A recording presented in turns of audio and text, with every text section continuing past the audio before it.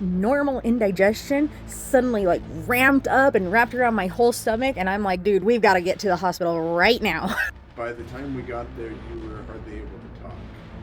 So I had my son at home unmedicated when he was born. So it's like that's always my go-to like amount of pain I'm in. And it was like very much up there with giving birth without an epidural. Like, it was very it was intense, and I had no idea what was going on with me, so it was freaky. It sucks to be in extreme amounts of pain, but it's a different type of torture to watch your spouse be in that level of pain and the doctors don't know what's happening. So we get there, she's just writhing on the bed. To ask her, what's your pain rate on the pain score? She immediately, without hesitation, says 10. She is constantly throwing up and dry heaving throughout the entire, like, this entire time. And kind of like you would just like writhe, like you would just be like facing one direction, then writhe and panic and just be like, what do I need to do? I can't handle this. And then you'd grit your teeth and you'd be able to handle it for like another short amount of time. And then they came in to set the IV and draw blood. No, I don't do needles. So she's got her, is it a puke bag? What is it? That works. She's got her puke bag in one hand and she's constantly dry heaving into it. She's in 10 out of 10 pain and she's holding her arm still for them to set the IV, which they cannot do for 30 minutes. They called in 5 different people to take turns trying on her. No. And nobody could set the IV. Eventually they set up the ultrasound on her arm and they stabbed you like 20 times. Finally, I have all the bruises.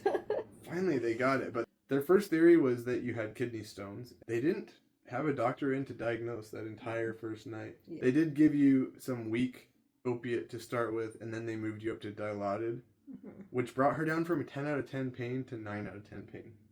You were in fight or flight sometimes when you would sit up. That's the level of pain that you were in. Like, you're like, and you'd say things like, what do I have to do? What do I have to do? You know, you're basically like going crazy. Oh no.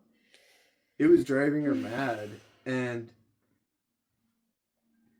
you know, my focus is on her, but at the same time, this channel is about my journey with chronic pain. My pain was just ramping up. I felt like she needed someone to stand and hold her hand or be near her and hold her hand. And I would just trade between being on this stool where they had this exercise ball in the room and I'd like bounce on that. And then when I would stand, I got to realize that I could put both hands on the bed and just like hold myself with my upper body, because that helped with the pain. And I guess the two of us just kind of rode out the night like that. I mean, neither of us slept, and we just kind of existed in between doses of the pain meds for her, and my pain just kept ramping up. I would lay down on this like crappy couch thing that they had there, and I had to just lay there and listen to the saddest pain groans and moans just come from you, like for hour after hour. Like you just like, just so much pain that you were just like moaning and groaning and tossing and turning, and then you'd sit up and throw up, and then you'd lay back down, and then you'd ask what time it was. And like, it was just so sad to see.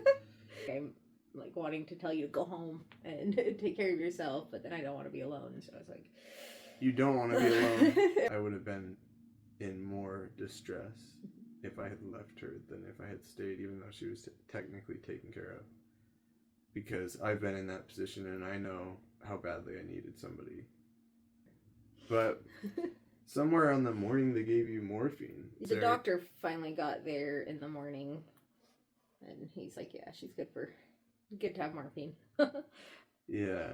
Which it was like, it helped relax me.